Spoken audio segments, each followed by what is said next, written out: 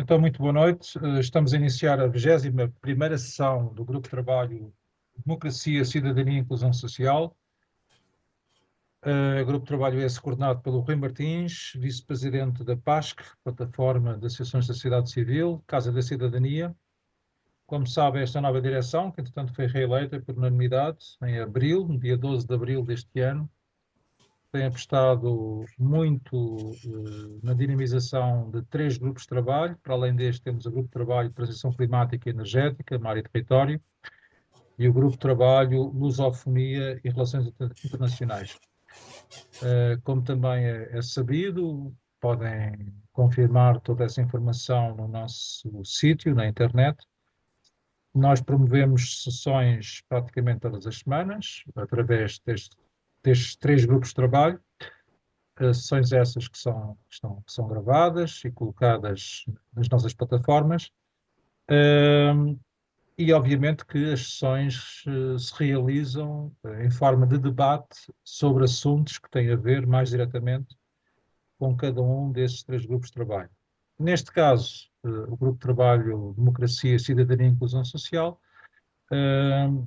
e até porque houve eleições em Portugal, como sabem, em maio, no dia 18 de maio, pensámos, até porque não é um assunto novo no âmbito da PASC, e em particular para algumas associações da PASC, pensámos que seria interessante, não propriamente, obviamente, falar dos resultados em concreto, mas falar em termos mais macro, ou seja, falar do sistema eleitoral em Portugal, das virtualidades, eventualmente de algumas deficiências que se têm repetido de eleição para eleição, e que naturalmente, pelo menos em parte, podem viciar um pouco os resultados.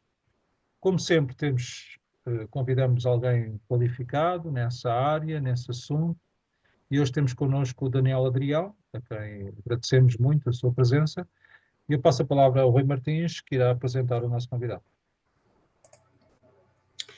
Bem, boa noite a todos, e especialmente ao Daniel, que aceitou generosamente este convite para estar aqui presente. Eu farei uma breve nota biográfica, enfim, talvez não tão breve como isso, mas farei, e depois farei uma breve introdução ao tema, essa será mais breve, e depois darei a palavra ao Daniel. Bom, em primeiro lugar, o Daniel é doutorando em Ciência Política no ISCTE, com tese sobre as reformas dos sistemas eleitorais nos países da União Europeia. É membro da equipa de investigação do Centro de Investigação em Estudos de Sociologia, integrando o Grupo de Investigação Política e Cidadania. É bolseiro de doutoramento da FCT. É membro do Conselho Pedagógico do ISCTE. É membro também do Senado do ISCTE. É mestre em Comunicação, Cultura e Tecnologia de Informação, também pelo ISCTE. É especialista em Gestão Cultural das Cidades. É especialista em Marketing e Negócio Internacional. É autor dos livros Portugal e a Meia Haste, Os Últimos Dias de um Estado Vassalo, que eu tenho alguns aqui neste instante. Um Novo Paradigma Educativo para Portugal no século XXI. Esse não tem. É autor de dezenas de artigos em diversos órgãos da comunicação social, com destaque para o Jornal Público. É autor e proponente da iniciativa legislativa de cidadãos da reforma da lei eleitoral para a Assembleia da República, voto pleno, ao nome da ILC. É membro da Comissão Nacional e da Comissão Política Nacional do Partido Socialista desde 2016 até ao presente. Quanto ao debate que aqui nos une e traz hoje aqui neste mundo virtual. Bom, antes de mais, já que agradecer a presença do Daniel, em primeiro lugar. O que hoje iremos aqui discutir é a proposta que apresentou o Daniel Adrião para uma ILC que visa transformar o modo como elegemos os deputados ao nosso Parlamento. Esta proposta, materializada nesta iniciativa legislativa de cidadãos, assenta no modelo de 3 segmentos desenhado para combinar proximidade, justiça e representatividade. De um lado, haverá círculos uninominais, onde cada eleitor elege diretamente um deputado. Este segmento, o vetor, procura fortalecer a ligação entre eleitores e eleitos, promovendo uma maior responsabilização democrática. O segundo vetor são os círculos de compensação de base distrital ou regional, que ajudam a corrigir os efeitos desproporcionais dos círculos uninominais, um problema subejamente conhecido, assegurando, assim, uma representação mais justa nas diferentes regiões do país. Por fim, o terceiro vetor desta proposta do DLC é a criação de um Círculo Nacional de Compensação com 35 mandatos parlamentares, que é o verdadeiro garante da proporcionalidade global. É aqui que os partidos mais pequenos, mesmo sem capacidade de eleição a nível local, podem ver os seus votos traduzidos numa representação parlamentar.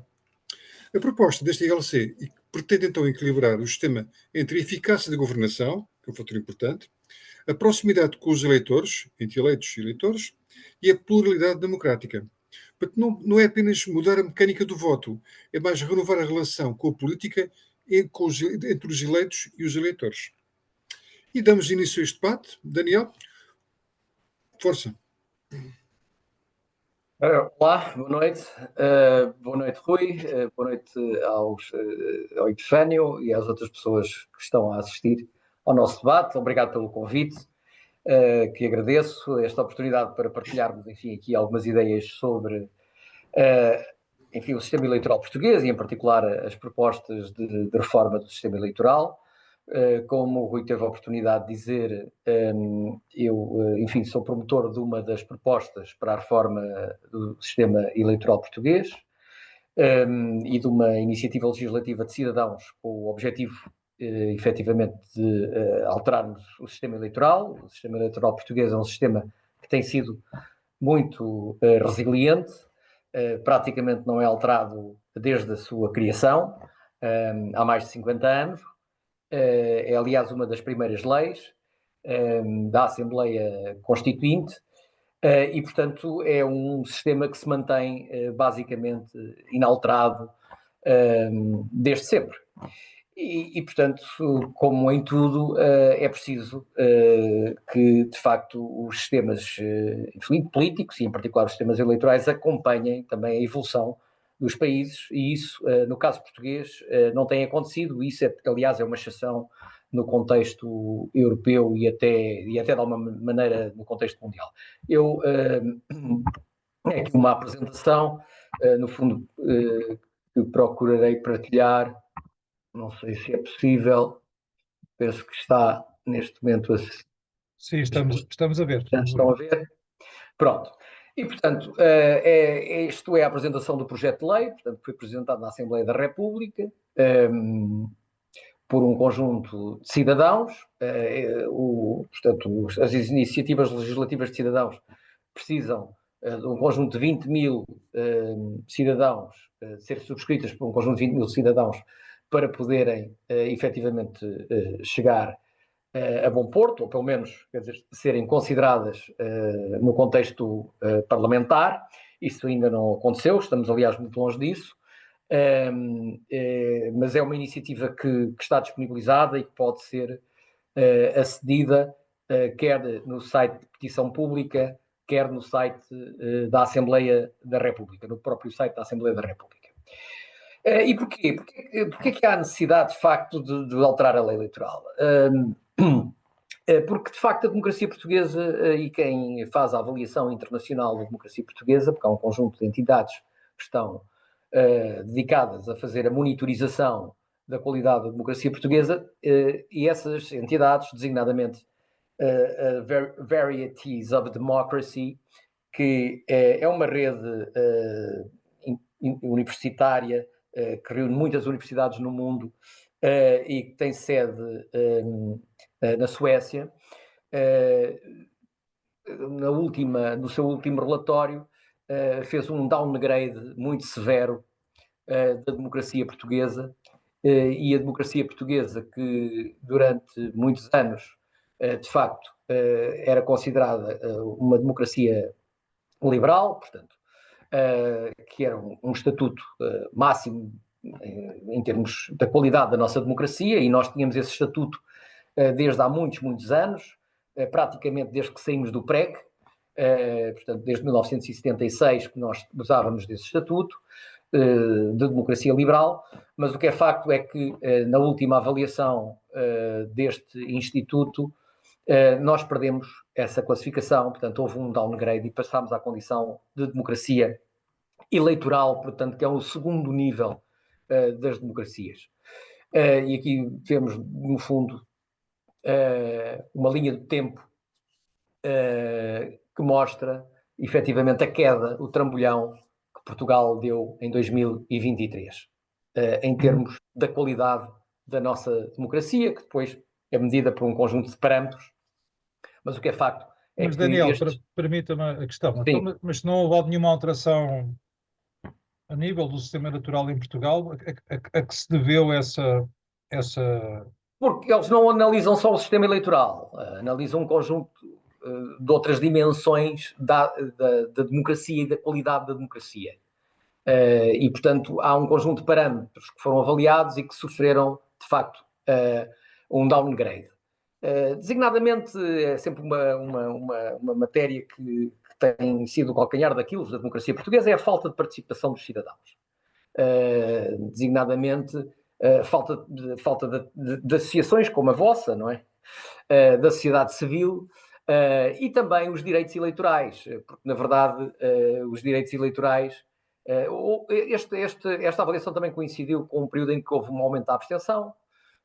Agora a abstenção tem vindo a recuperar nas últimas 2 atos eleitorais, mas a abstenção tem sido e tem sido bastante elevada em Portugal.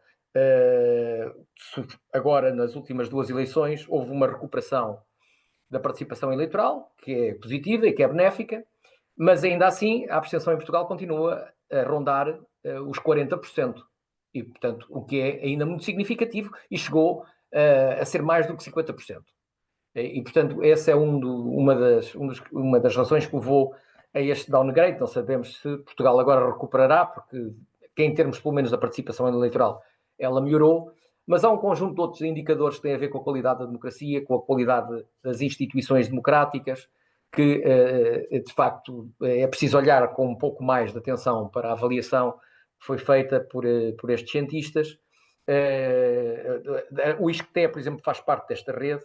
Quem representa esta rede em Portugal é o ISCTE, mas de facto nota-se que a qualidade da democracia portuguesa tem vindo a cair.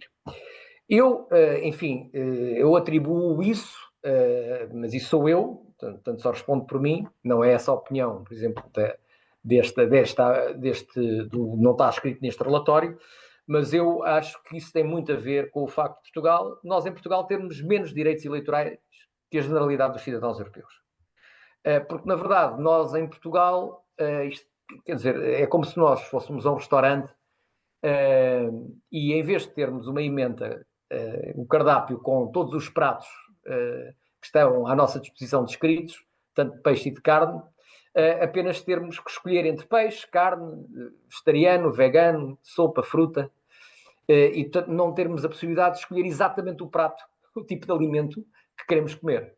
E é isso, de alguma maneira, que nós encontramos no nosso boletim de voto. É um boletim de voto, uma estrutura de voto que apenas tem os partidos, o nome dos partidos e o símbolo dos partidos, mas que depois não discrimina quem efetivamente se propõe representar-nos. Quem são, no fundo, as pessoas que se candidatam a ser os nossos 230 representantes. Isso não está no menu. Isso nós não podemos escolher. Ao contrário do que sucede na esmagadora maioria dos países da Europa, onde efetivamente os cidadãos podem escolher quem efetivamente querem em concreto que os represente. E, portanto, esta situação é um pouco até do ponto de vista, enfim, no contexto europeu, a situação em que nós nos encontramos em Portugal é um pouco até exótica, porque só há 3 países na União Europeia que efetivamente têm um sistema como aquele que nós temos, que na ciência política se designa, e no estudo da sistemática eleitoral, se designa por sistema de listas fechadas e bloqueadas. Já agora esses países são? É Portugal, Espanha e a Roménia. São os únicos 3 países dos 27 onde os cidadãos apenas votam em partidos. Em todos os outros países da União Europeia, em todos os outros 24, há voto personalizado.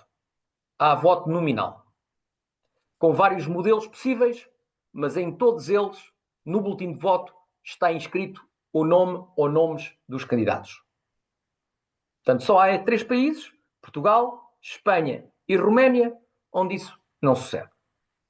E, portanto, no fundo, nós limitamos a passar um cheque em branco aos partidos. Os partidos escolhem, têm, no fundo, carta branca dada pelos cidadãos para poderem escolher livremente a quem nos representa, porque nós não temos a capacidade de poder interferir nessas escolhas. Portanto, isto é uma situação anómala no contexto europeu e até mundial. Cá está. Esta é a lista de países, listas partidárias fechadas e bloqueadas. Portugal, Espanha e Roménia. Depois há países com sistemas exclusivamente de círculos uninominais, portanto, o chamado sistema maioritário. No caso do Reino Unido é first past the post, portanto, só há uma volta. No caso da França, é um sistema maioritário a 2 voltas. Depois temos países que combinam, portanto, são os países dos sistemas mistos, têm uma combinação de círculos uninominais e de círculos de compensação, que são 3 países. O mais conhecido é a Alemanha, a Hungria também tem um sistema parecido e a Lituânia também tem um sistema que para mim é de facto dos mais interessantes, porque é um sistema que, na minha perspectiva, tem o melhor dos 2 mundos. Tem círculos uninominais e depois tem círculos de compensação com voto personalizado, com voto nominal.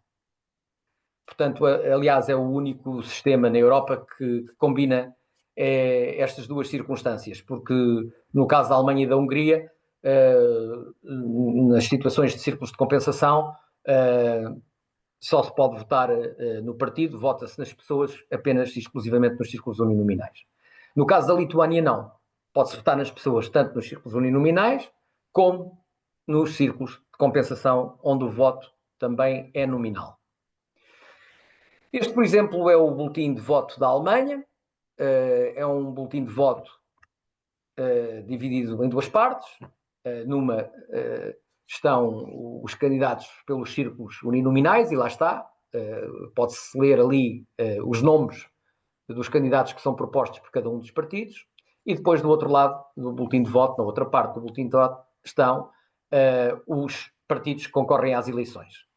E, portanto, na Alemanha, grosso modo, metade dos deputados são eleitos por via de círculos uninominais e outra metade, não é exatamente 50%, aproximadamente, são eleitos por listas partidárias em círculos de compensação. No entanto, há uma componente de voto nominal que é muito importante e que é muito valorizada até na própria dinâmica eleitoral e das campanhas. Aliás, este é um modelo que nós propomos na iniciativa legislativa de cidadãos que apresentámos, é precisamente o modelo alemão. Depois, há um conjunto de países na Europa, portanto, que têm sistemas com voto preferencial de listas abertas ou semi-abertas. Portanto, lá está. E onde, mais uma vez, o voto nominal está presente. Portanto, são um conjunto muito alargado de países, 21 países, onde há um sistema com diferenças, porque há sistemas que têm um voto preferencial forte, outros que têm mais fraco, outros onde os cidadãos, por exemplo, podem inclusivamente acrescentar nomes ao boletim de voto, que não estão lá. É o sistema de panachage, por exemplo, que existe no Luxemburgo. Portanto, há uma grande variedade, enfim, de sistemas. Depois há nuances entre estes sistemas, mas, na verdade, há aqui um denominador comum, é que são tudo sistemas de voto preferencial e, logo, de voto nominal. Portanto, nos sistemas de voto eleitoral, portanto, há um limiar de votos preferenciais, portanto, nos sistemas de voto, sistemas eleitorais de voto preferencial, há um limiar de votos preferenciais que têm de ser atingidos para que os candidatos possam ser eleitos, portanto, ultrapassem os outros que estão à sua frente, na lista. Esse número varia, tem uma grande variação, de caso para caso, mas, na verdade, o índice de liberdade de escolha em qualquer de um destes sistemas, quer nos sistemas de mistos, quer nos sistemas maioritários, quer nos sistemas de voto preferencial, o índice de liberdade de escolha é significativo e é desde logo, muito maior do que aquele que existe em Portugal, na Espanha e na Roménia. Portanto, no projeto de lei que nós apresentamos, o modelo que propomos é um sistema misto, portanto, de representação proporcional multissegmentos. Nós apresentamos um sistema de 3 segmentos, que é um sistema diferente do sistema alemão, na verdade, no que respeita aos segmentos, porque o sistema alemão, também tem, fundamentalmente, tem 2 segmentos, que são os círculos uninominais e os círculos de compensação de base, no caso deles, regional, pelos landes. Nós temos, para além disso, o que propomos são círculos uninominais, depois temos círculos de compensação base distrital ou regional, porque há aqui alguns distritos mais do interior que se podem agrupar no sentido de ganharem mais escala, e depois propomos também um terceiro segmento, que é o círculo de compensação nacional. Portanto, aqui está uma ideia da estrutura do projeto, no que respeita aos círculos distritais. Propomos círculos distritais com exceção de 3 círculos, que seria Trás-os-Montes, Beira Interior e de Alentejo, onde fazíamos a junção, no caso de Trás-os-Montes, de Vila Real e Bragança, no caso da Beira Interior, da Guarda e Castelo Branco, e no caso do Alentejo, de Beja, Évora e Porto Alegre. Portanto, nós propomos 120 deputados eleitos por círculos uninominais, 5 dos quais no estrangeiro.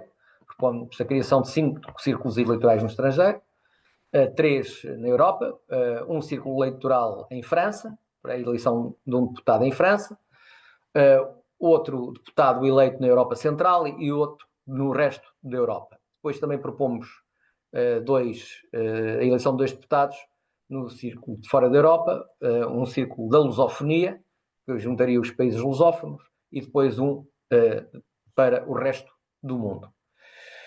Os círculos de compensação distritais / regionais propomos um conjunto de 75 deputados eleitos por nestes círculos, e depois propomos um círculo de compensação nacional de 35 deputados. No fundo, os círculos de compensação destinam-se a garantir uma maior proporcionalidade do voto, e quando não é possível ainda garantir que todos os partidos, enfim, com alguma expressão, sobretudo os partidos mais pequenos, elejam nos círculos de compensação de base distrital ou regional, depois há um círculo de apuramento final, de afinação, quase de resgate, salvaguarda dos pequenos partidos, que é o círculo de compensação nacional, no fundo, garante, digamos assim, a proporcionalidade e que faz com que os partidos, entre outros, os partidos médios e pequenos,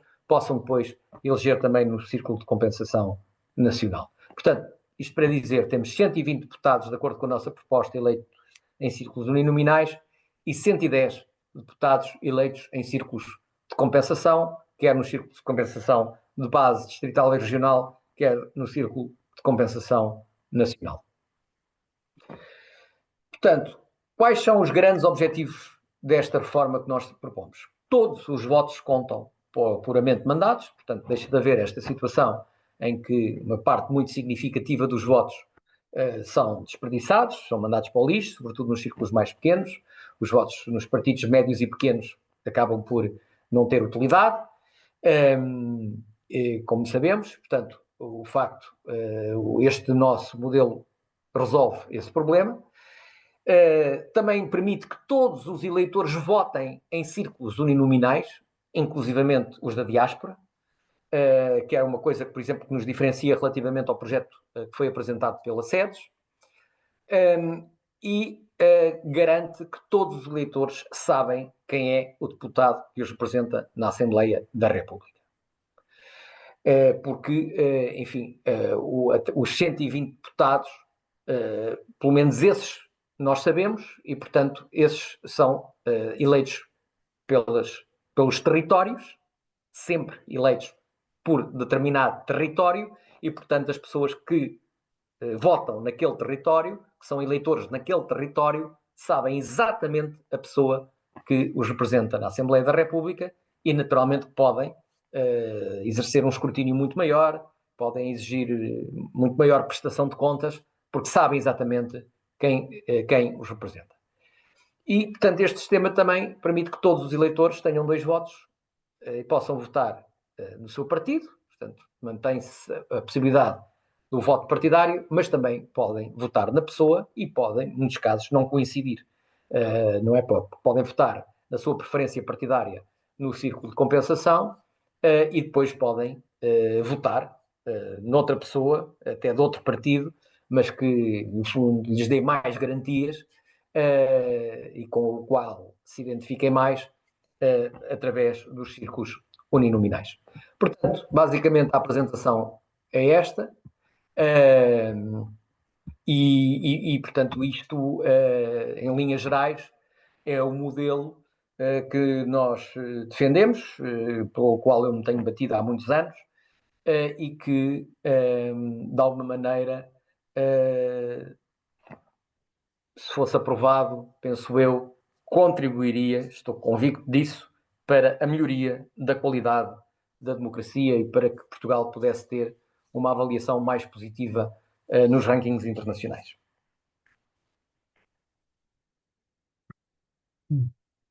Muito bem, Daniel. Podes compartilhar, por favor, o seu documento. Então, Rui, tens algumas perguntas já engatilhadas? Estás a falar comigo, suponho, certo? Certo. Não, tenho aqui algumas questões, são umas 4 ou 5. Coloco apenas 3, depois logo, ou 2, e depois fazemos a ronda e depois eventualmente podemos terminar. Bom, uma das questões que o Daniel referiu, como sendo uma guerra antiga dele e também uma guerra antiga minha, aliás, é um assunto recorrente que eu sempre posso levar aos congressos federativos, nacionais, reuniões de conselheiros e coisas assim, eu falo sempre nisto, que é a separação cada vez maior, sinto eu, que existe no Partido Socialista, mas acho que é geral em todos os partidos, mais ou menos no nosso espectro político, pelo menos os maiores, que é uma separação cada vez maior entre os eleitos e os eleitores. Isto é um fenómeno que eu registro, sobretudo, ao nível dos eurodeputados e nível dos deputados da Assembleia da República.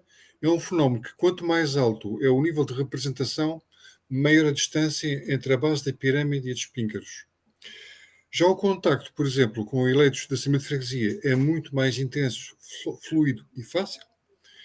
E o contacto com a Assembleia Municipal é mais difícil com os partidos grandes. Eu, durante muito tempo, contactei a Assembleia Municipal, todos os partidos, e havia sempre 2 que nunca me respondiam, e eram sempre o PS e o PSD, e todos os pequenos me respondiam sempre, que era um fenómeno que eu sempre achei muito, muito curioso e estranho. Portanto, esta é a primeira questão. Eu sei que o modelo do Daniel, a questão são os círculos uninominais, o modelo tripartido, é um dos componentes, um dos pilares é este. Os círculos uninominais têm a vantagem de aproximar o leitor do eleito. Obrigam-no, de certa forma, a responder aos contactos e dar uma resposta eficaz, uma coisa que não é apenas formal. Mas ainda assim, de facto, tem um problema maior de bipartidarizarem o sistema. A compensação proposta no sistema, no círculo distrital e nacional parece compensar isso. Mas eu confesso que não percebi muito bem qual era o mecanismo da compensação distrital, Daniel. Podes explicar? Fica-me só esta pergunta. Seria fixe. Uhum. O mecanismo de compensação distrital, portanto, as pessoas têm 2 votos, não é? O voto no círculo de compensação, no fundo, é distribuído primeiro há uma primeira distribuição dos votos dos partidos pelos círculos distritais. Quem atingir o número de votos necessários em função do número de deputados a eleger por cada círculo distrital, portanto, elege esses deputados e, portanto, esses votos estão alocados. Os votos dos partidos que não serviram para eleger nesse patamar, nesse segmento, passam ao segmento de cima. Portanto, todos os votos que não foram usados para eleger deputados no segmento distrital / regional de compensação, não é? Sobem ao segmento nacional. Mas se os gastas aí, como é que eles depois elegem no nacional? É isso que eu não percebi. Não, os que gastarem no distrital já não podem eleger no nacional. Já percebi. É sobre das sobras do nacional. Exatamente. Portanto, é as sobras. Percebi. Não é? Todos os votos que não são que no fundo sobram do processo de eleição distrital passam ao Círculo Nacional e contam para a eleição de deputados no Círculo Nacional. No conjunto, por exemplo, admitamos que o Bloco de Esquerda, para falar de um partido pequeno, não conseguiu eleger em nenhum círculo distrital de compensação. Não teve votos suficientes. Todos esses votos que o Bloco de Esquerda teve em todos os círculos distritais passam para o Círculo Nacional. E se calhar isso vai permitir ao Bloco de Esquerda eleger 1, 2, 3 deputados.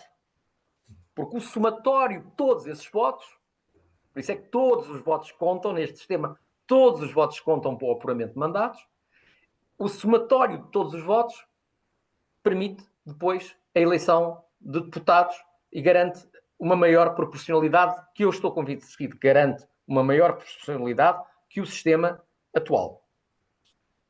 Portanto, eu acho que os pequenos partidos, eu estou, portanto, convencido que os pequenos partidos não são prejudicados por este modelo, apesar dos círculos uninominais. Aliás, até podem ser, e eu estou convencido, que até podem ser beneficiados. Ok. Mais uma pergunta, depois devolvo a palavra que o Paulo Deus deve estar aqui à espera, que é, porquê é que terá caído a abstenção nas duas últimas eleições? Qual é que é a tua opinião? Eu acho que porque houve, enfim, uma tendência para mudança de ciclo político. Portanto, o que mobilizou as pessoas a votar mais nas últimas duas eleições é porque queriam uma mudança de ciclo político. Isto é, queriam que o PS deixasse de governar. E eu acho que isso foi o grande impulso para a subida da participação eleitoral. E claro que há um partido claramente que foi o principal beneficiário disso, não é? Nós sabemos, que é o Chega, não é? E o Chega foi buscar, enfim, presumivelmente, muitos votos à abstenção, isso também. Exato, é isso. Pronto, e portanto foram aquelas pessoas que queriam realmente uma mudança de ciclo político e que queriam, no fundo, fazer com que o PS saísse do governo. Acho que a principal motivação era essa. E que normalmente é gente que não vota e também, pronto, obviamente que o partido, o Chega, tem um discurso que no fundo capta um eleitorado que estava claramente afastado porque é um discurso antissistema. Sim. Muito bem, eu não sei se o Paulo Deus quer intervir, em todo caso, eu também avanço com algumas considerações. Bom, obviamente que a questão do sistema eleitoral é sempre controversa, né? Enfim, eu diria que não há, à partida, enfim, como tese inicial, não há um sistema perfeito, todos os sistemas são contestáveis, sendo que eu diria, isto me parece uma tese relativamente consensual, o nosso sistema eleitoral, por desperdiça de facto muitos votos, está muito longe de ser o ideal. Isso, enfim, já foi mais do que repetido, sobretudo nos círculos eleitorais do interior. Porto Alegre, Castelo Branco, Guarda, Vila Real, Bragança, Beja, Évora, enfim, agora tivemos a emergência do Chega, que só não elegeu em Bragança, mas nesses círculos só vale a pena votar nos três partidos maiores, qualquer outro voto é um voto desperdiçado. Isso desde logo condiciona a liberdade de voto, não é? Uma pessoa que queira votar em partidos mais pequenos, seja à esquerda, seja à direita, isso agora é irrelevante, pergunta se vale a pena e provavelmente vai concluir que não vale a pena, e isso desde logo condiciona os próprios resultados eleitorais, não é? Porque as pessoas não votam em plena liberdade. Portanto, eu diria que um Círculo Nacional de Compensação é uma medida urgente, imperativa, para precisamente corrigir essas distorções do sistema. Pareceu-me interessante a proposta do Daniel Adrião, desses círculos intermédios de compensação de regionais. Aliás, eu não tenho objeções de princípio relativamente à proposta que aqui apresentou. Talvez não seja muito facilmente entendível, aliás, o próprio Rui perguntou. Eu por acaso, enfim, também já ando há muitos anos nisto, nestas leads, e devo dizer que uma das propostas que mais me convenceu, até porque era muito simples de explicar, foi a de uma pessoa que já faleceu, o Rui Oliveira e Costa, mas que foi objeto de uma tese de mestrado. Eu tenho para aqui também, na minha estante, que era muito simples, eu consigo replicar de memória. Eram 100 deputados eleitos em círculos uninominais. Portanto, no continente, ele nos Açores mantinha o sistema, até porque, como sabemos, por exemplo, nos Açores já há um círculo de compensação regional. Portanto, 100 deputados eleitos em círculos uninominais, e ele fazia uma proposta muito concreta sobre a circunscrição de cada círculo, dos 100 círculos, e 100 deputados eleitos num círculo nacional. Portanto, a única diferença teria a ver com o facto de não haver círculos regionais ou distritais de compensação. Mas essa é uma proposta muito inteligível, toda a gente percebe, não é? Há 100 deputados eleitos em círculos uninominais e 100 deputados eleitos em círculos, num círculo nacional. Eu devo dizer que essa proposta, eu, enfim, no devido tempo a ouvi pelo próprio Rui Oliveira e Costa, achei uma excelente proposta. Mas a questão é, Daniel, da minha parte, esta questão desse Círculo Nacional de Compensação, independentemente das variantes distritais ou regionais, é uma questão recorrente. Já se fala disto há muito tempo, há demasiado tempo, eu diria. Por que é que isto não avança? Eu acho que não avança porque não há vontade nenhuma dos partidos, Sim, enfim, mas isso é óbvio, mas porquê que que não é, têm tido. porquê que não é essa vontade? Não há nunca vontade. Inclusivamente dos partidos que podiam beneficiar disso. O ponto é esse. Sim, não, os partidos que podiam beneficiar disso até eram porque este sistema permeia os maiores partidos, dá um bónus aos maiores partidos. Os maiores partidos têm uma representação parlamentar superior à percentagem de votos que receberam nas urnas. Portanto, há um bónus dado aos grandes partidos, sobretudo ao PS e ao PSD, que é fruto deste sistema. Portanto, em sacrifício dos partidos pequenos e médios. E, portanto, os primeiros interessados em mudar este sistema deviam ser os partidos pequenos e médios, pois ora, são exatamente aqueles que desconfiam de qualquer alteração ao sistema eleitoral e que mais resistências têm tido em relação a qualquer proposta de alteração ao sistema eleitoral. Há uma exceção, que é a Iniciativa Liberal, exceção durante algum tempo, porque no início a Iniciativa Liberal era um grande defensor da reforma do sistema eleitoral, designadamente de um sistema que combinasse a proporcionalidade com a personalização, que é aquilo que no fundo o sistema alemão faz, é um equilíbrio entre a proporcionalidade e a personalização, e a Iniciativa Liberal defendeu durante muito, quer dizer, no início, quando apareceu, defendeu essa proposta, mas depois rapidamente a deixou cair. Por exemplo, no último programa e mesmo no outro programa anterior, das eleições anteriores, já da Iniciativa Liberal, isso já não aparecia no programa da Iniciativa Liberal. Já só aparecia o círculo de compensação. Mas os círculos uninominais já tinham caído. E porquê? Porque os círculos uninominais e o voto, sobretudo o voto nominal, mesmo no sistema de listas preferenciais, voto preferencial, é o maior inimigo dos partidos e dos sistemas e dos aparelhos partidários. Os aparelhos partidários têm horror a qualquer sistema de personalização do voto, porque isso significa que os líderes e os diretórios partidários deixam de ter, no fundo, um poder absoluto sobre as listas, que é o que tem atualmente.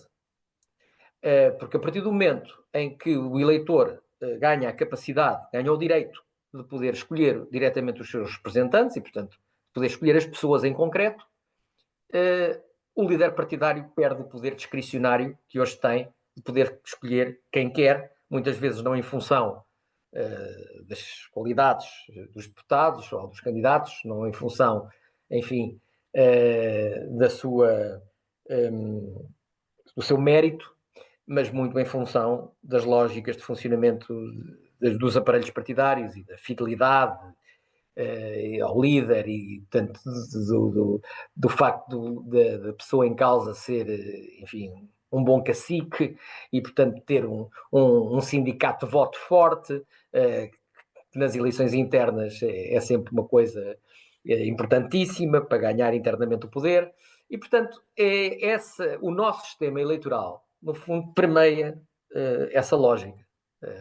A lógica de uma enorme opacidade e de um poder discricionário dos líderes dos partidos e, enfim, de alguns líderes distritais, que têm, no fundo, carta branca para poder escolher quem entendem sem que tenham que prestar contas. E, portanto, eu acho que o sistema partidário e, sobretudo, o modelo dos círculos uninominais ou do voto nominal não avança precisamente por isso. E isso já é visível depois em partidos que até defendiam esse modelo e que deixaram de defender porque perceberam logo que chegaram, fundo, ao poder ou que tiveram alguma capacidade de intervir no Parlamento e alguma representação parlamentar, perceberam que, de facto, era fantástico poderem escolher quem querem e não ter que, de facto, prestar contas aos cidadãos. Sim, aliás, eu lembro de várias intervenções, enfim, de uma pessoa que também tem pugnado por esta reforma, que é o Paulo Moraes, e ele acentuava isso, esse aparente paradoxo. Mesmo os partidos mais pequenos, e nesta última eleição, tanto quanto tenho presente, o Bloco de Esquerda terá sido o mais prejudicado, teve o maior número de votos desperdiçados. Mesmo partidos que poderiam beneficiar com o Círculo de Compensação Nacional, muitas vezes, enfim, quando essa questão se põe em cima da mesa, levantam reservas, por não dizer que votam contra, precisamente porque depois têm esse receio de poderem viabilizar outros partidos que são extraparlamentares e que poderão concorrer com os mesmos, não é? Portanto, há aqui uma espécie de darwinismo político, que aqueles que estão no sistema temem aqueles que estão fora, não é? Mas, obviamente, isso também vicia a representatividade eleitoral, não é? Se nós queremos, e acho que todos nós queremos, enfim, como democratas, propiciar a maior representação e enfim, que as nossas escolhas políticas tenham representação no Parlamento, obviamente tem que haver fasquias mínimas, enfim. Mas o que se nota é isso, é que há uma viciação do sistema e o que é extraordinário é que há partidos que poderiam beneficiar de uma reforma e que reiteradamente enfim, adiam e não viabilizam essa mesma reforma. E no caso até inviabilizam, porque, Exatamente. por exemplo, quando foi a formação do governo da geringonça, digamos assim, quando foram os acordos, uma das condições, nessa altura, em 2015, no programa eleitoral do Partido Socialista, estava inscrita a reforma do sistema eleitoral, para um modelo muito próximo deste, que agora eu estou a propor, muito próximo,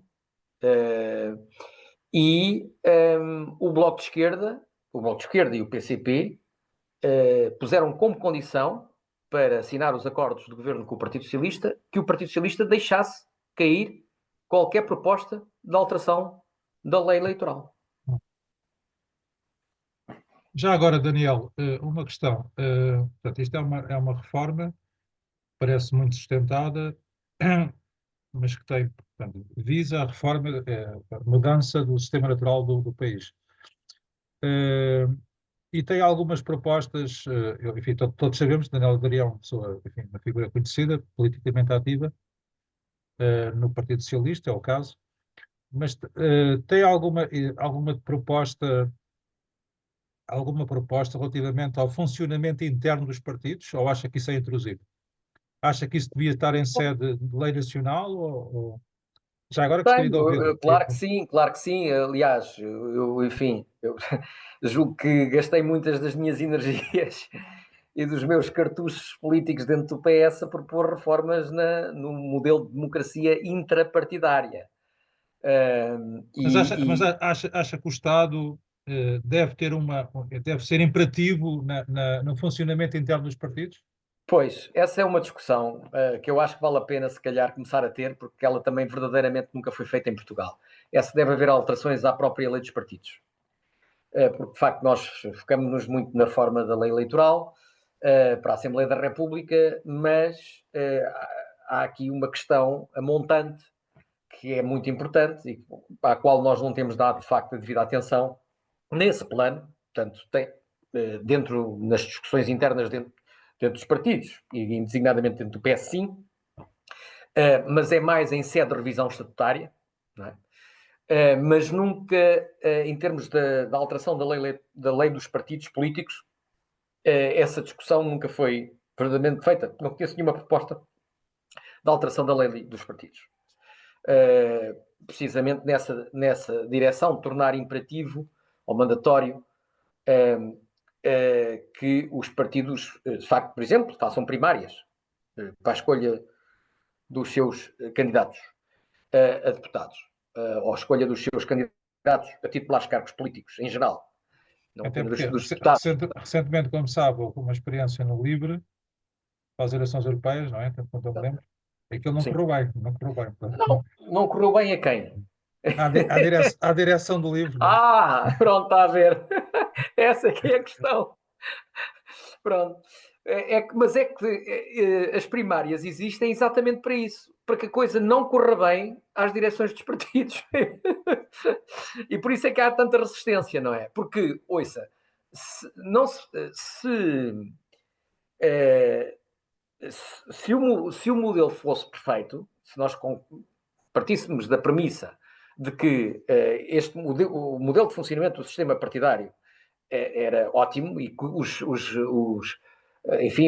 as máquinas partidárias, os aparelhos partidários, os órgãos partidários, pronto, que têm a competência para poder decidir sobre as listas, fizessem um trabalho fantástico e escolhessem efetivamente os melhores, não era preciso haver alterações. Nós defendemos alterações precisamente porque nós sabemos que não é assim. Nós sabemos que este modelo prejudica a qualidade da representação. E, portanto, por isso é que queremos um sistema que saia fora do controlo dos diretórios partidários. E, portanto, o objetivo das primárias é exatamente isso. É fugir do controle dos diretórios partidários. Portanto, no caso do LIVRE, as coisas correram lindamente. Porque, no processo das europeias, porque, efetivamente, o processo foi efetivamente bem feito, que a escolha fugiu ao controle da direção do partido. Ainda bem. É sinal que a cidadania, não é, se sobrepôs à partidocracia. E eu acho isso fantástico. Agora, é claro que muito pouca gente pensa assim no interior dos partidos. Não é? Porque os partidos são máquinas de poder e, portanto, quem lidera os partidos, quem tem o controle dos partidos, quer ter o controle sobre o sistema de representação. Certo. Eu queria ouvir o Paulo Deus, que já manifestou. Em todo caso, só queria dizer o seguinte: fazendo um bocado aqui o advogado do diabo, eu reconheço-me perfeitamente, plenamente, nessa ideia que nós devemos combater, desconstruir os diretórios partidários. Mas o caso do livro penso que é um bom caso de estudo, porque nas duas vezes, na primeira eleição da Joacine Catar Moreira e depois na eleição do candidato às europeias, Paupério. um partido emergente podia, enfim, até o LIVRE, entretanto, sobreviveu e até teve, enfim, teve agora um bom resultado em termos comparativos. Mas, como sabemos, a feitura das listas muitas vezes obedecem a equilíbrios, enfim, a negociações internas, às vezes é um processo muito delicado, o LIVRE esteve muito perto de acabar nessas duas ocasiões. Enfim, sobreviveu e está um partido, enfim, no espectro esquerdo, é um partido que está em ascensão, claramente. Mas isso podia ter acabado com o partido. Portanto, enfim, é para dizer que Sim. eu concordo Mas não acabou, não é? certo, mas podia ter acabado. Quer num caso, talvez até no primeiro Eu caso, acho que no caso mais complicado desse com a ponto de eleição da vista, Joacine, sim. podia ter acabado, podia ter acabado. No caso da Joacine, sim. No caso da Joacine, sim, porque houve um conflito aberto, não é, entre a Joacine e a direção do partido. Portanto, aí houve quase uma guerra civil dentro do LIVRE, não é? E até o ponto da Joacine ter passado a deputada independente, não, é? Não inscrita. Sim, nesse caso sim. No caso do Paupério, acho que não. Sim, Acho que era irrelevante. pronto, foi uma Parlamento Europeu, enfim, ninguém sabe. Pronto, sim, sim. Eu acho é que, enfim, no caso, eu também admito que deve haver, enfim, há alguns filtros, não é? Isto não pode ser um processo, enfim, descancaradamente aberto. Portanto, tem que haver. E, aliás, esses filtros existem no LIVRE. Foram depois introduzidos e aperfeiçoados depois do caso Joacine.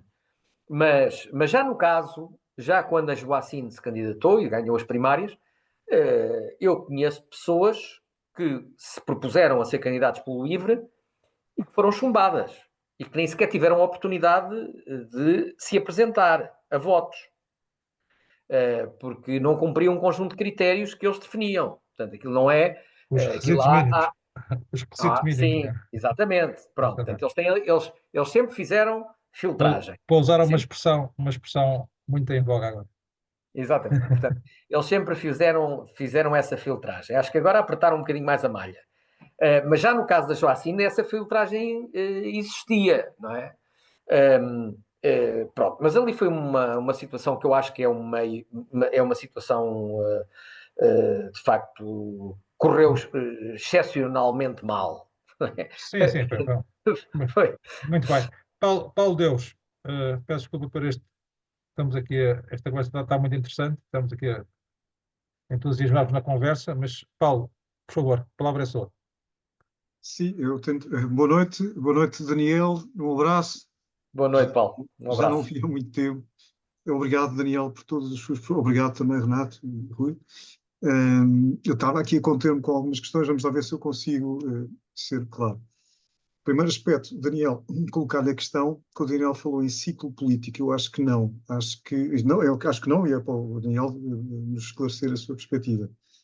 Acho que estas últimas votações mostram, não, uma mudança de regime.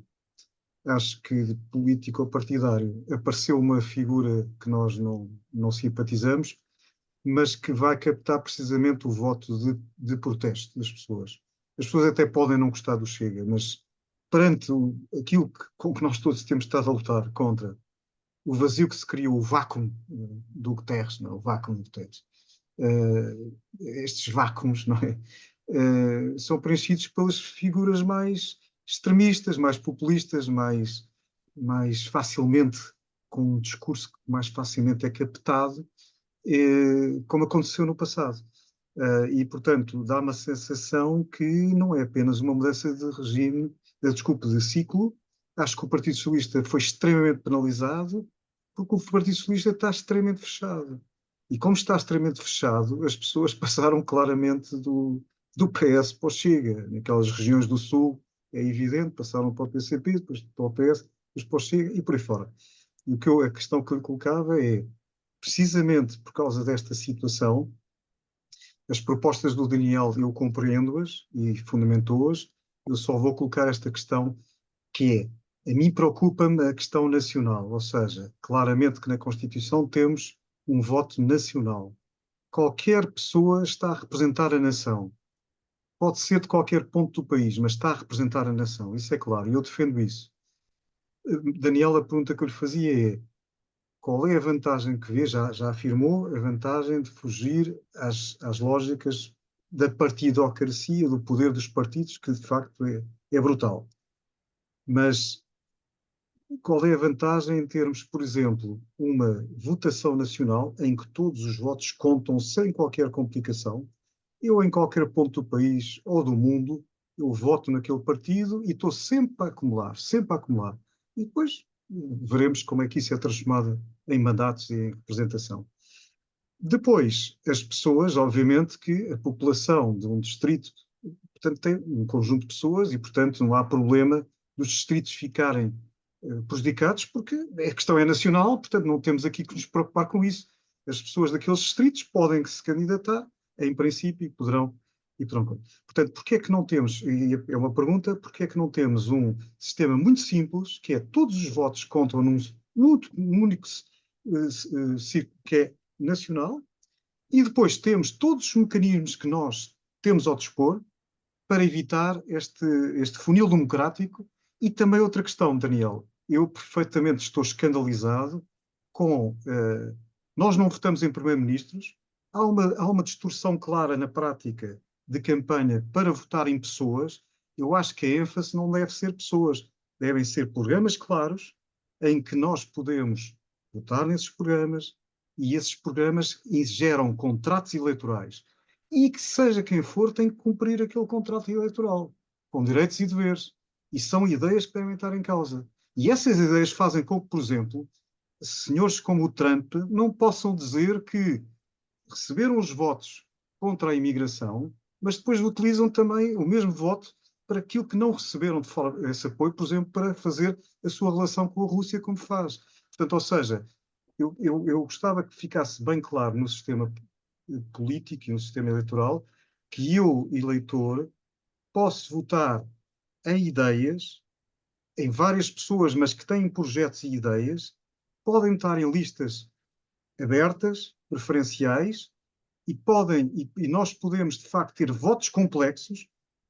O argumento que o voto complexo, mas há pessoas que não sabem utilizar, não há problema, é a diferenciação da capacidade das pessoas em democracia de utilizar os votos.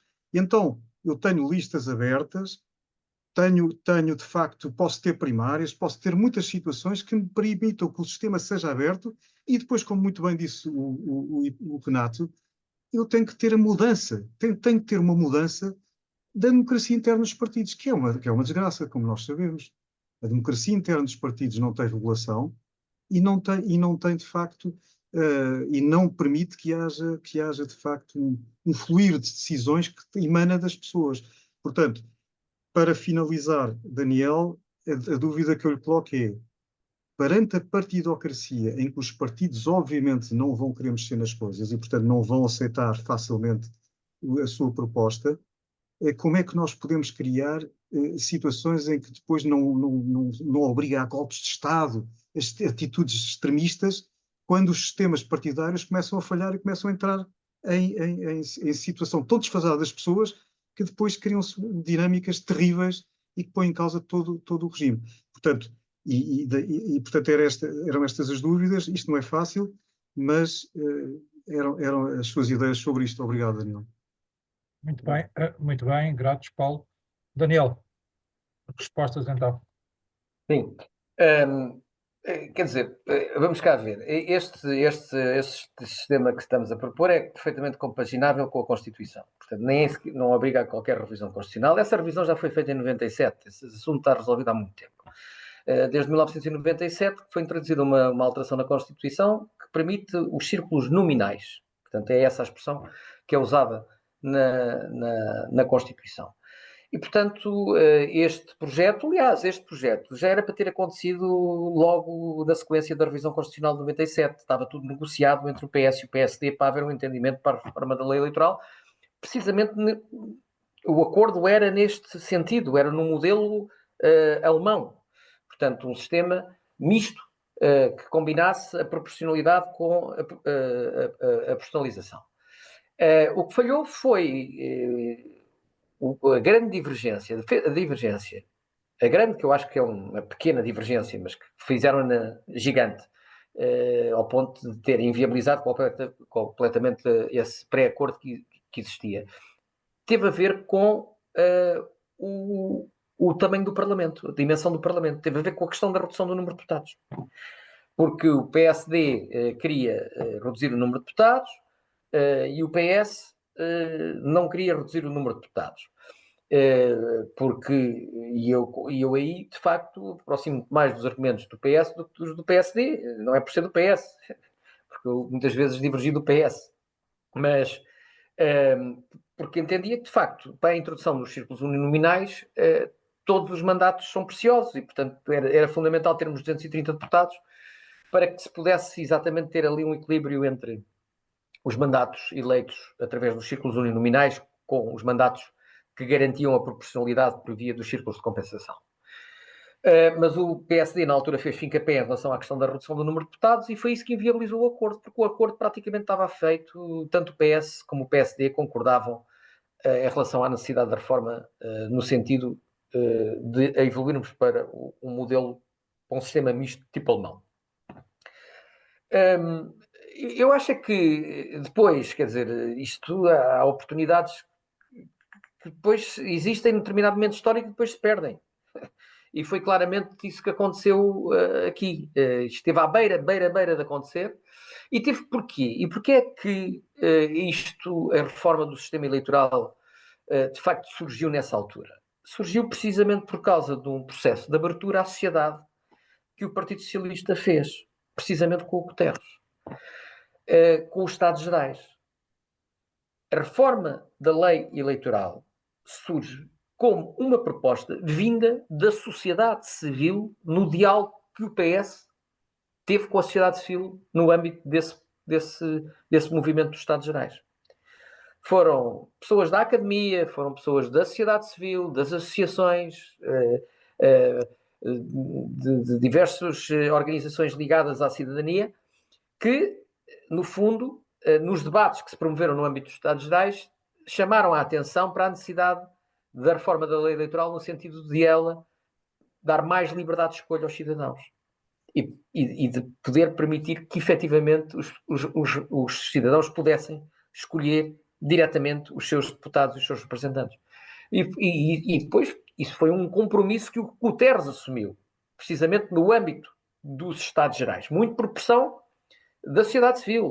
Foi uma pressão que veio de fora para dentro, mas que o Guterres assumiu como um compromisso eleitoral e colocou isso claramente no seu programa como uma das bandeiras. E depois foi possível também fazer um acordo com o PSD. Na altura, o líder do PSD era o Marcelo Rebelo de Sousa, o atual Presidente da República, e portanto foi possível fazer um acordo porque era preciso uma maioria qualificada de 2/3, como se sabe, para rever a lei eleitoral. É uma lei de maioria reforçada. E portanto havia um acordo político relativamente ao essencial. Mas depois houve ali a questão do número de deputados que acabou por inviabilizar o acordo e perdeu-se uma oportunidade histórica para poder fazer esta alteração. Mas foi porquê? Por pressão, mais uma vez, da sociedade civil. Sempre que os partidos se abrem à sociedade civil, há uma tendência para, de facto, os cidadãos ganharem mais direitos e mais força. E isso nunca mais aconteceu. Portanto, nunca mais houve um Estados Gerais, nem no PS, nem no PSD, nem com a exceção honrosa, exceção do LIVRE, que é um pequeno partido que está a crescer e que, de facto, nesse aspecto fez a diferença. Não houve esse processo de abertura e de diálogo com a sociedade, porque sempre que existe esses processos de abertura e de diálogo com a sociedade, aparecem propostas no sentido de reforçar os direitos dos cidadãos e, neste caso, os direitos eleitorais. Eu acho que quando ainda há pouco dizia que houve uma mudança de ciclo político, a verdade é que para já houve uma mudança de ciclo político. Ainda não houve uma mudança de regime. Mas há ameaças nesse sentido. Não é? Se o Chega a ganhar as eleições, naturalmente que corremos um sério risco de haver uma mudança de regime. mas ainda não estamos aí. Mas eu acho que isso até é um aviso sério para os partidos ditos tradicionais, para de facto perceberem que é preciso abrirem-se à sociedade, ouvirem as pessoas, ou escutarem a opinião pública. No fundo, desenvolverem muito mais parcerias com a sociedade civil e eles próprios adotarem mecanismos de democracia intrapartidária que promova essa ligação à cidadania, como, por exemplo, as primárias e a abertura, as primárias abertas, portanto, abertas a cidadãos não militantes, abertas a simpatizantes, abertas a eleitores. Sempre que isso sucede, a democracia avança e reforça-se. Sempre que os partidos se fecham sobre si próprios, a democracia enfraquece e quem é contra a democracia ganha força. E quem propõe a mudança de regime ganha terreno. E é isso precisamente que se pretende evitar. Muito bem, Daniel. Paulo, não sei se Eu quer peço uma réplica. desculpa, Daniel, eu peço desculpa, imensa desculpa, mas não respondeu à minha questão. Eu não coloquei a questão da não constitucionalidade digamos, da sua proposta, não é isso, está lá previsto. Eu referi, primeiro, problema de focalização das pessoas, ou seja, para mim é importante focalizar nas ideias, nos projetos, em que as pessoas depois os defendem de uma determinada maneira e os corporizam e apresentam-se e podemos ter os votos preferenciais. A pergunta que eu estava a querer colocar é: o que é que nós ganhamos? O Daniel descreveu a questão histórica e a oportunidade de poder colocar em ação esse tipo de sistema, mas eu estava a colocar a questão é: o que é que nós ganhamos em relação a outro sistema em que temos um voto nacional, em que todos os votos contam para os partidos que são votados, e depois temos listas abertas, temos mecanismos de democracia interna dos partidos, temos primários, temos todo um conjunto de meios e temos os votos preferenciais, listas abertas, que nos permitam ter uma alternativa em relação ao seu projeto. Está a ver, Daniel? O que o Paulo está a propor, o Paulo está a propor, se ele voto. entende, é o único círculo nacional, é isso? O que eu estava a propor é um único ciclo nacional. Para quê? O sistema é muito simples. Por isso é que eu falei na Constituição. A Constituição diz claramente que nós não estamos a defender, nós como representantes políticos, que somos deputados, não estamos a defender de forma alguma o distrito. Portanto, estamos a defender a nação. Nós temos uma nação muito simples, que é um retângulo formado em relativamente pouco tempo, e nós temos essa grande força. E na minha opinião, é uma nação. Nós podemos perfeitamente, em qualquer ponto do país, estar a defender a nação, mas somos de Vila Real, somos do que formos, e, portanto, na minha opinião, isso não põe em causa nada. Nomeadamente a defesa dos interesses de Vila Real, ou seja, o que for, não põe em causa. Tem que ser sempre uma perspectiva nacional, mas é isso que está em causa. Portanto, é isso que eu estava a perguntar ao Daniel, qual era digamos, a vantagem deste sistema em relação a esse. Sim. Não, qualquer sistema de listas abertas e de voto preferencial, abertas ou semi-abertas, é um voto nominal. Está sempre a votar em pessoas. Sim, Daniel, Daniel, peço desculpa, Daniel, nós não nos conhecemos há muito tempo. Nós estamos nas pessoas, mas as pessoas não ficam responsabilizadas pelas ideias que defenderam e depois fazem o que quiserem, está a ver? Não é assim. Aliás, a filosofia do voto nominal é precisamente a maior responsabilização das pessoas em concreto. É por isso é que existe voto nominal, senão não havia necessidade de haver voto nominal. O voto nominal foi criado, foi concebido precisamente para haver um mandato que é, no fundo, fiduciário. É um mandato fiduciário. É um mandato, é um contrato que é celebrado entre o eleitor e o seu representante. Em concreto. Não é com o partido, é com a pessoa que recebe o mandato de confiança para agir em nome de. Em nome de.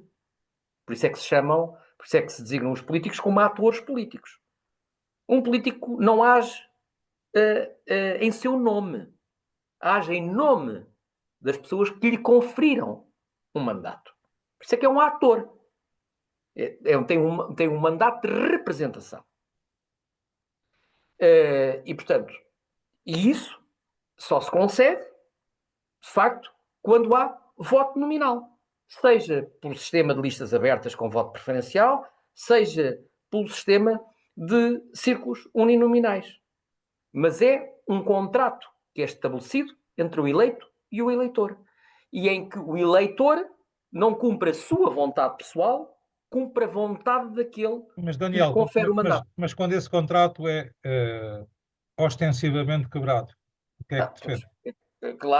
Claro que nesse caso, se for ostensivamente num sistema destes, que é um sistema de responsabilização direta dos eleitos, quando esse mandato é quebrado, é óbvio que esse indivíduo já não é reeleito na próxima eleição.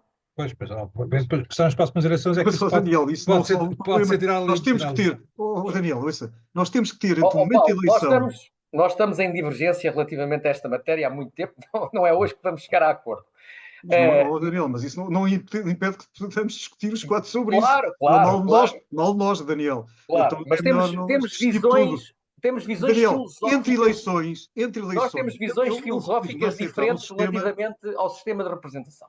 Mas ouça, eu recuso-me a aceitar um sistema em que eu chego lá, estou lá, até estou lá 30 horas para, as pessoas, para ajudar a democracia, aquilo acaba ali, eu passei um cheque em branco, uma livrança em branco à pessoa, seja o que for, Não. e não Isso é o respondo que você faz hoje. Isso é o que você faz hoje. Não, mas é o que eu estou a dizer, Daniel.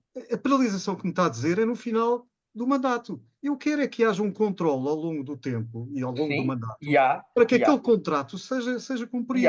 E há mecanismos para fazer isso no voto nominal. Então pronto, o Daniel não disse isso, por isso é que eu estava, por isso é que o Renato estava a dizer. Pronto. Mas essa questão é delicada, como todos sabemos, não é? Porque, para já, como é que se afere plenamente que um mandato está a ser traído? Renato, Quem é que afere isso? Pensem no Trump. Pensem só no Trump. Suponham que o Trump tinha sido eleito com base em certas ideias. E nós chegávamos lá e votávamos. Imigração. Não quero confusões com a imigração, quero que as fronteiras sejam bem controladas no México, não sei o que, não sei o que mais. É um ponto. Ele cumpre ou não cumpre. E há um critério para cumprir. Coisas simples, não é nada de complexo. Veja o que ele faz e veja, por exemplo, a maneira como ele está a tratar os imigrantes daquela maneira, muito aleatória e tal. Claro que não estava a cumprir o que os eleitores queriam. Não queriam aquilo, não queriam que as pessoas fossem tratadas como se fosse uma ditadura, etc. Portanto, há esses aspectos. Outro aspecto, política internacional. Há mandato para ele fazer o que faz com a Rússia? Há mandato para isso? Ele recebeu um voto sem controle e faz o que quer, etc. Portanto, o que é que acho que nós temos que ter? Mas, Temos que ter... Paulo, isso é discutível, porque a relação dele com o Putin não parece que haja grande novidade e tenha havido uma grande não é isso, inflexão. mas pá, neste momento ele utilizou os votos da maioria que ele obteve nas eleições, que não é muito grande, não é uma diferença colossal, e essa maioria que ele tem vai verificar e as pessoas não votaram para que ele fizesse aquilo com a Ucrânia. Não ser surpreendente, repare, nós em democracia, perante a Kamala Harris e perante os erros do Partido Democrata, e se nós acharmos que a resultante eu prefiro votar no Trump, porque o Trump defende-me aquela questão que para mim é vital da imigração, eu vou abdicar da política externa, vou engolir aquilo e vou deixar passar. Mas se nós tivermos uma democracia em que nós claramente dizemos assim, eu vou votar naquela questão, ele já não pode fazer aquilo que está a fazer, está a ver? Porque ele não tinha maioria para fazer o que está a fazer. Eu compreendo, eu acho que a questão que o Paulo levantou é uma questão pertinente. Quando há políticos que são eleitos em nome de um programa e que depois violam ostensivamente esse programa. No caso do Trump, eu tenho dúvidas, mas enfim, isso não é discussão hoje, se ele está a violar o programa. Eu acho que não está. Mas enfim, mas isso é outra questão. Mas a questão é, se ele estivesse... Ele não está a violar o programa. E as pessoas é que quando votam não têm hipótese. Ou votam na Kamala ou votam no Trump. Certo, portanto, ficam afunilados. Mas o ponto que levantou é relevante no sentido se... Agora não vamos falar do Trump. Não, é só um exemplo, só para nós exatamente, se qualquer político... Na legislação americana, na Constituição, até há uma figura que é o impeachment. Exatamente. O presidente pode perder o mandato. Exatamente. Portanto, isso está previsto. E há mesmo, ao nível de outros eleitos, há o chamado recall, em que também podem perder os mandatos. Portanto, a América tem desse aspecto, quer dizer, tem uma democracia muito mais garantística do ponto de vista dos direitos dos cidadãos do que a democracia portuguesa. Não tem sequer comparação. Sequer comparação. Em todo o caso, Eh, só para... Então, isso estava aqui em causa, Daniel, não é isso que eu disse. Sim, mas a questão do Paulo eu acho que é relevante, mas é uma questão complicada, é uma questão complexa. Ou seja, como é que se afere que um político não está a cumprir o seu mandato, o programa em nome do qual foi eleito, e depois, questão 2, que não é menos relevante, qual é a entidade, qual é a pessoa que tem poder para o destituir, seja, é o enfim, Congresso, pois, não, enfim, no caso dos Estados Unidos, como disse o bem Senado. o Congresso e o Senado. Daniel, apesar de tudo, mas, por exemplo, um deputado que é eleito, aliás, um deputado que é eleito num partido, e depois, aliás, isso tem acontecido em quase todos os partidos, não é? Por razões diversas. Um deputado que é eleito num partido. E depois, por divergências, ou por se negar a cumprir o programa pelo qual foi eleito, inclusivamente torna-se deputado independente. Até que ponto esse deputado pode permanecer no Parlamento? E qual é a entidade, qual é a pessoa que pode destituí-lo? Essa é uma questão relevante, enfim, e não há respostas fáceis para isto. Aqui nenhuma. Exatamente. Em todo o caso, em relação à proposta do Paulo Deus, que imediatamente também é uma proposta com a qual eu simpatizo, de haver um único círculo nacional e ver estas questões, enfim, mais complexas das nuances, acabavam todas, havia um círculo nacional, todos os votos contavam. Mas aí, Paulo, permita-me, enfim, isto é apenas, obviamente, estas conversas servem para isso, para nós confrontarmos argumentos e contra-argumentos. Aí a grande objeção, diria, era o país eleitoral reduzir-se ao litoral. De Braga a Setúbal, e no resto do país nem sequer havia campanha eleitoral, não é? Não é verdade, não é verdade. Repare, quando estamos a defender a nação, nós estamos a defender todo o país. Estamos a defender Bragança, estamos a defender... Certo, mas não, estou a falar da campanha eleitoral. Os partidos, se houvesse um único ciclo eleitoral, não iam investir eleitoralmente, em termos de campanha.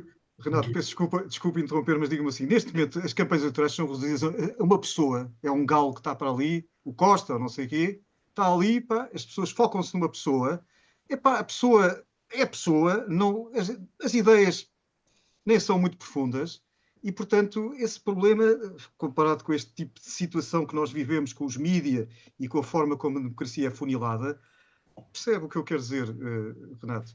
Epá, eu acho que nós... Renato, vamos cá ver. Há um país na Europa que tem esse modelo. Que o Paulo está, penso eu, está a sugerir, que é a Holanda. Na Holanda há um único círculo nacional, mas com voto preferencial. E, portanto, é um exercício muito difícil votar na Holanda, porque aquilo são folhas e folhas e folhas para votar. Porquê? Porque estão lá o nome de todos os candidatos a deputados na Holanda toda. E, portanto, mas esse sistema existe. Daniel, neste momento é tão fácil votar que depois há este disparate, não é? Nós não temos... São lençóis. Os boletins de voto na Holanda são lençóis. Está bem, mas, Daniel, nós temos condições. É um país que mas isso só para lhe dizer ao Paulo que há um sistema eleitoral, há um país na Europa com esse sistema, é a Holanda. Mas, Daniel, vamos lá ver, nós todos somos inteligentes e conseguir criar ideias e lá está, como o Daniel dizia, os partidos deviam estar a debater estas coisas de uma forma profunda e não é preciso a academia só para isso.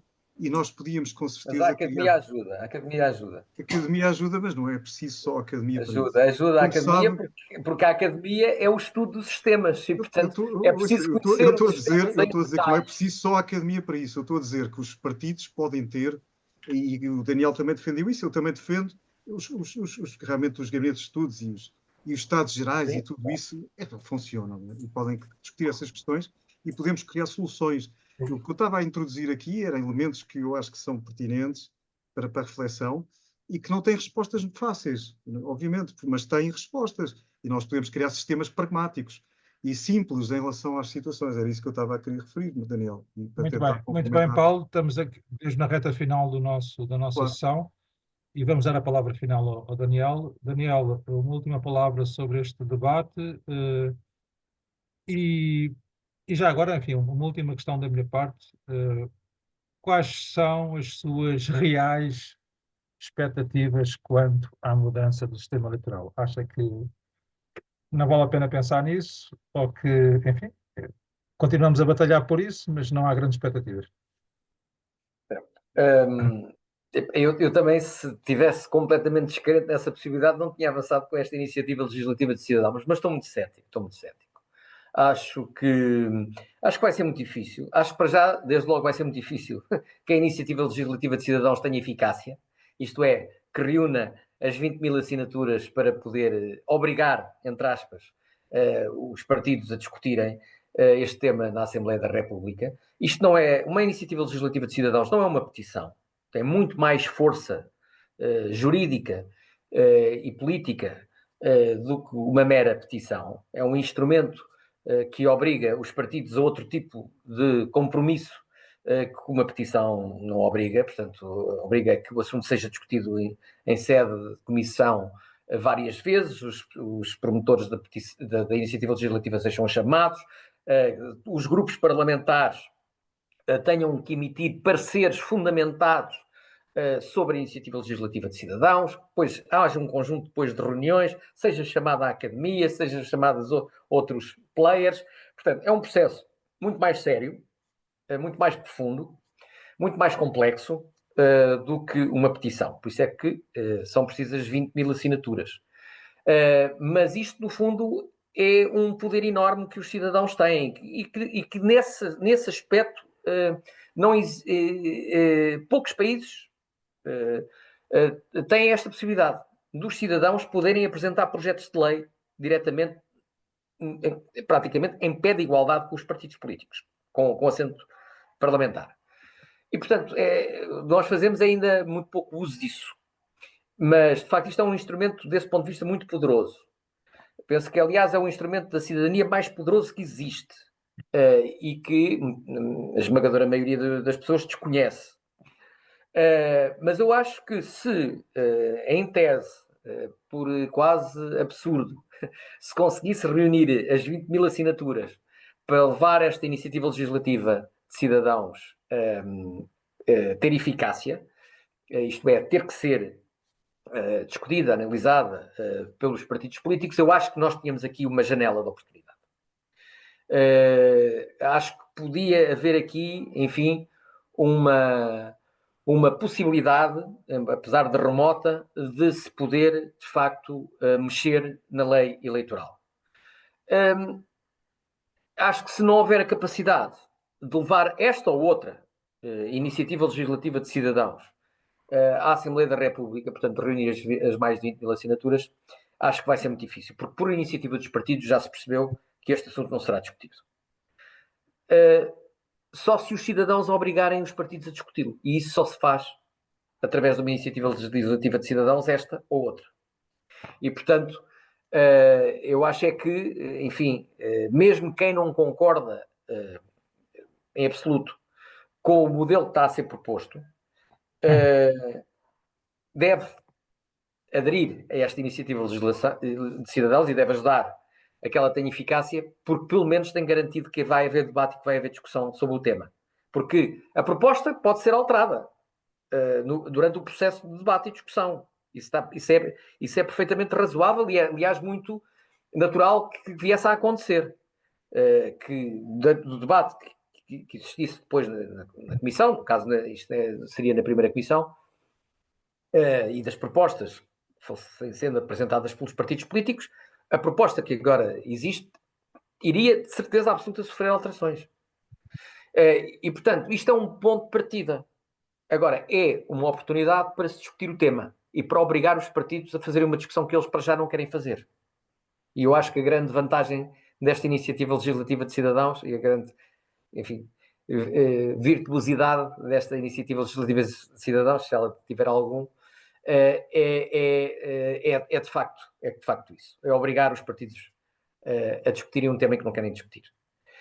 Muito, Para acabar, eu quero agradecer à PASC o facto de me ter convidado e de poder ter partilhado convosco, enfim, o meu ponto de vista e estas ideias, porque acho que, de uma forma ou de outra, elas são muito importantes para nós podermos construir uma democracia com maior qualidade e para podermos enfrentar naturalmente os riscos que a democracia neste momento corre, e só conseguiremos fazê-lo se efetivamente contribuirmos através do nosso debate para o aprofundamento da democracia.